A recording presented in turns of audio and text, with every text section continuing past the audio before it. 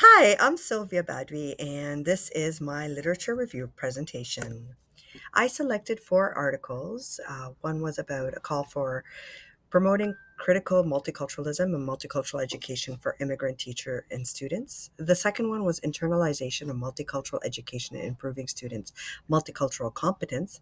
The third was complex relationships between multicultural education and special education. And the fourth was a teaching note, hegemonic wellness, a post-COVID assault on teachers and teaching, radical teacher. So, what was the same, or where were the connections? The four articles were all interconnected. They all posited that multicultural education is an essential requirement for an educational system, whether while facing the post pandemic fear and racism against Asians who were implicitly blamed for the coronavirus, or the inculcation of multicultural values in Indonesia to the relationships between multiculturalism and special education.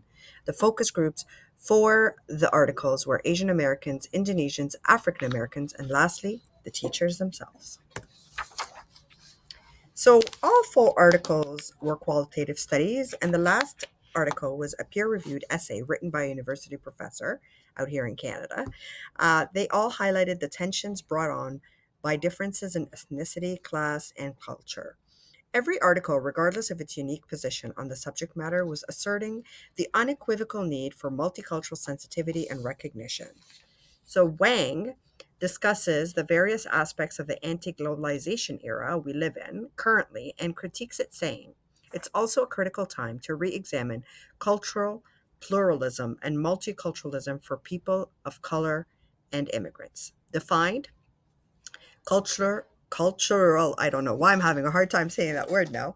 Cultural pluralism is when diverse cultural groups coexist in a society, keeping their distinct identities while participating equally in the larger community. Multiculturalism as a term was defined in the second article by Miradia as etymologically used around the 1950s in Canada. Multiculturalism is a concept of mutual understanding, respect among all in social life. And according to Saul, which was the essay at the end, so much has happened on the school scene in the few years since the onset of COVID 19. This last article ties it all together and continues the theme of growing through change. Trauma and mental health are inexplicably linked to our experiences in schools as students and educators. The four articles span the entirety of the ever critical question, how can we teach a culturally sensitive curriculum to our students? So, here are some unique factors and differences between the articles. So, it's time to investigate the main ideas, weaknesses, and conclusions of each study. I placed it in a really nice table here so that it's easy to understand and index. So, the article by Wang and Yu, Living in an Anti Globalization Era, the main idea here was that schools need multiculturalism support to immigrant teachers and students, especially now because of the rising nationalism and anti globalization times.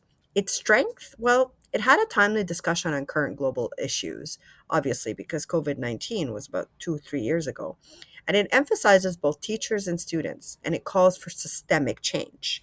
While the weaknesses, well, the format, it's editorial in nature, so it limits the empirical evidence, and recommendations are fairly broad.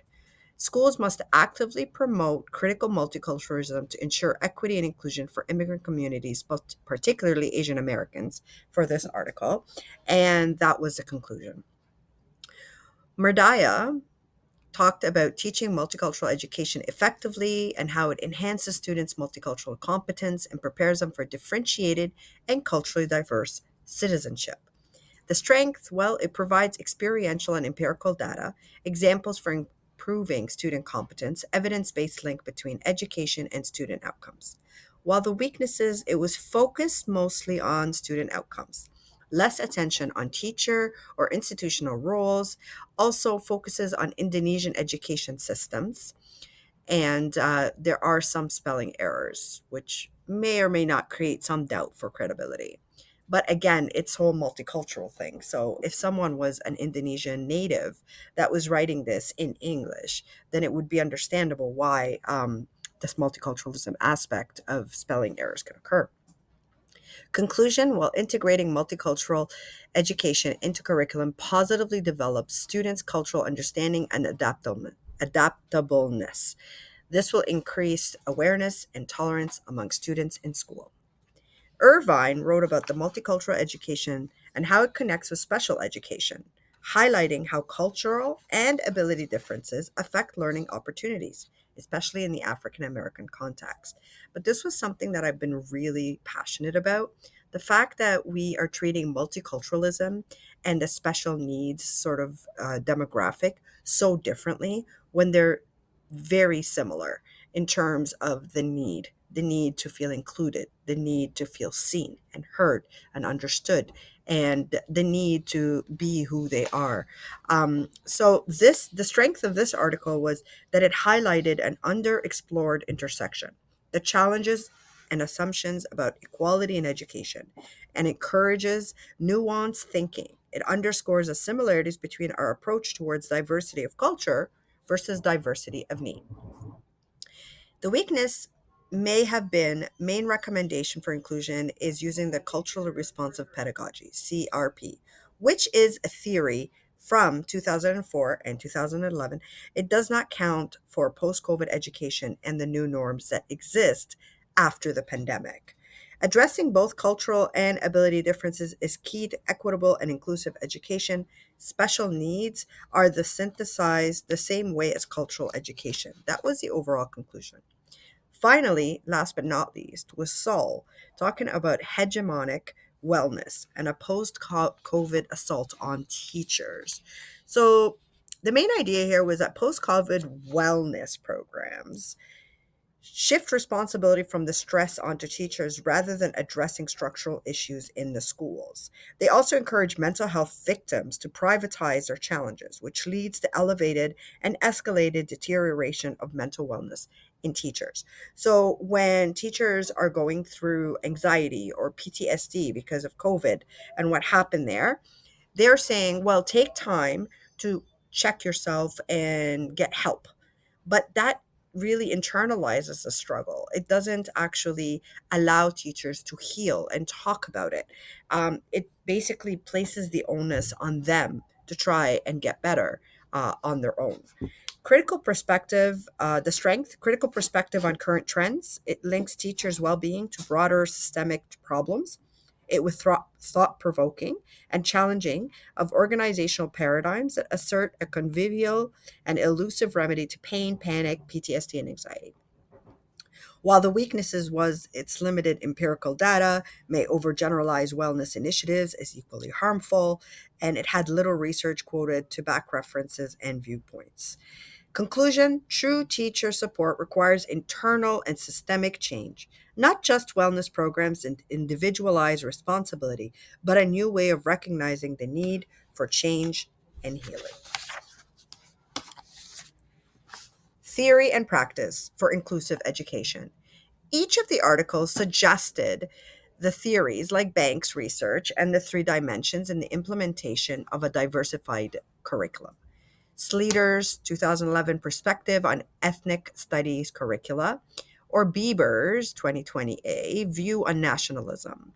Lastly, Gramsci's prison notebooks and his definition of hegemony, which is a movement that operates not simply through practices of overt domination, but through a misdirection by coercing people to consent to their own oppression.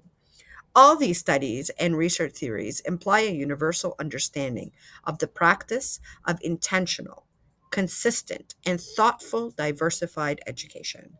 These theories are a wonderful mechanism to launch into the world of implementation of curricula to diversified learners. However, the issues reside with the curriculum and what is written in it.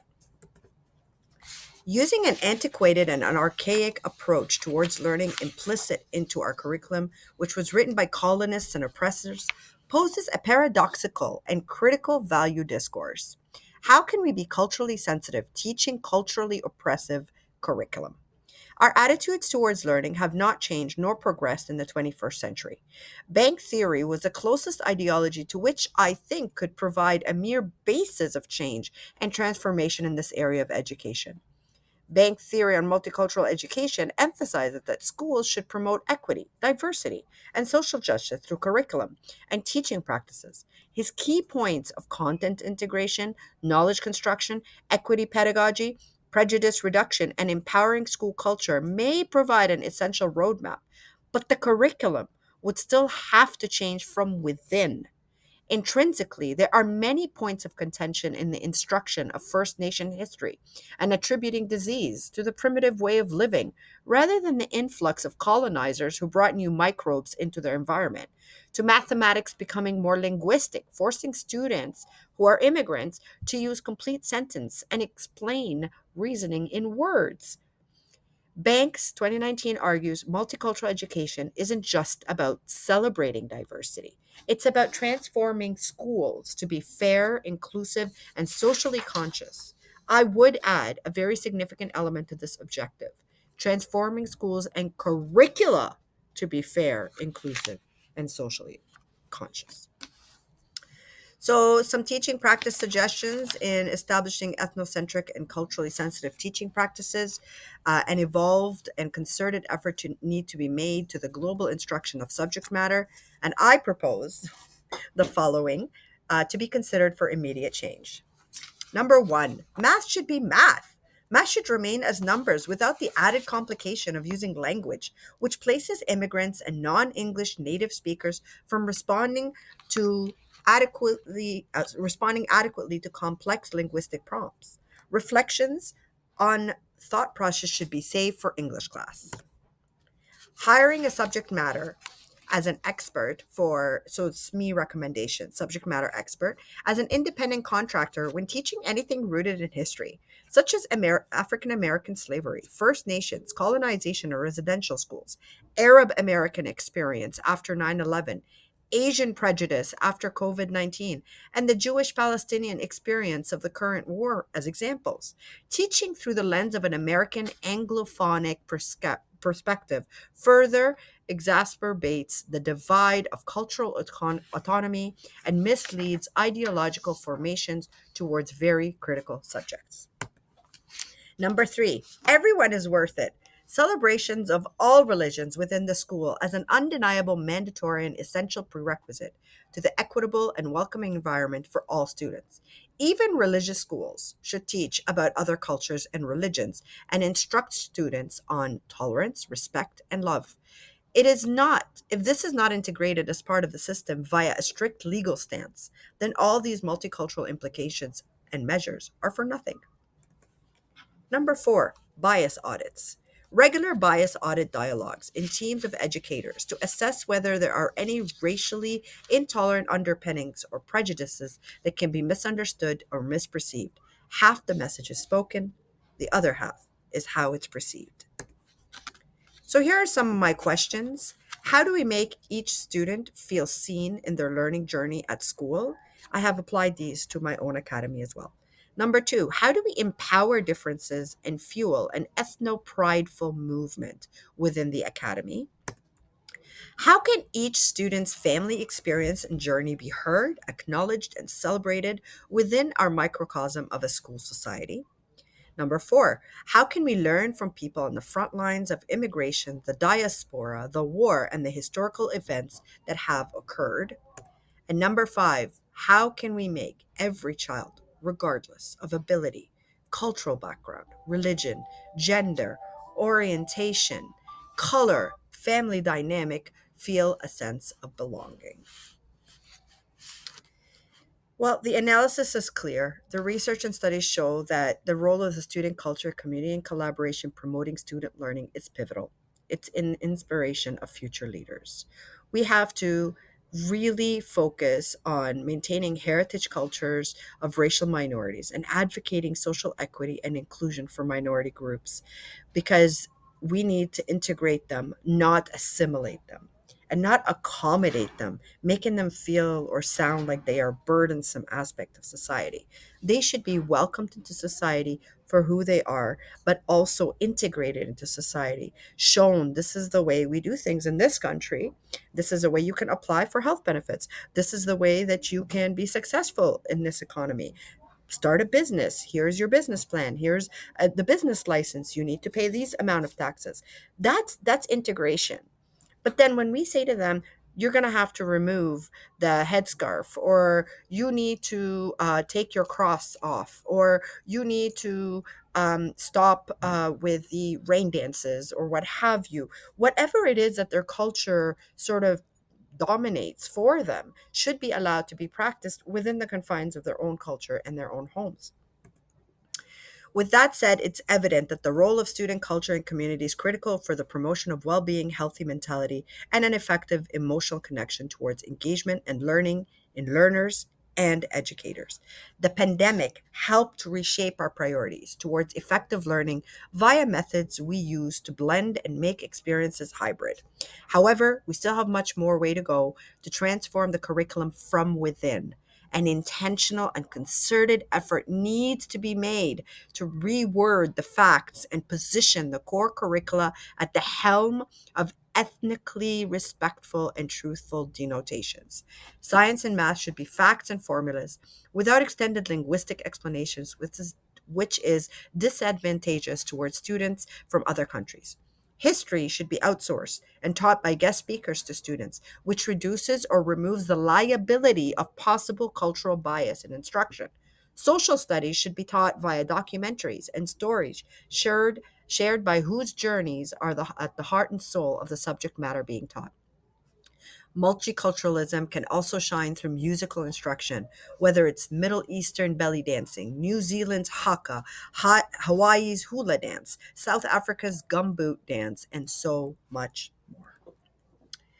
As for the English requirement to succeed in all subjects, that should be reviewed and eliminated. If students are struggling with reading and writing English, they should be able to express their thoughts in other subjects in their own languages. And we can use technocentric methods to translate. The whole idea is to find out if they understand the content, not if they're English linguists. This is inherently prejudicial and provides and proves to be a tremendous barrier to success for immigrant and culturally diverse students in our system. So let's wrap up. Essentially, the research emphasizes the necessity of aware educators and learners and system. Multiculturalism is an all encompassing, prominent, prevalent, and significant aspect of our reality. Pedagogical, I'm struggling with this word. Pedagogical transformation needs to be created to ensure that every learner feels heard and visibly seen in their learning environment. I would like to point out that I too am an immigrant. And so if I stumbled upon some words, please forgive me. I do speak three languages: English, Arabic, and French. And sometimes some of the English words sort of snap my tongue back. So, anyways, thank you so much for listening to me. I really hope you enjoyed my presentation, and I hope that we can start transforming, truly transforming change for these students that need it the most.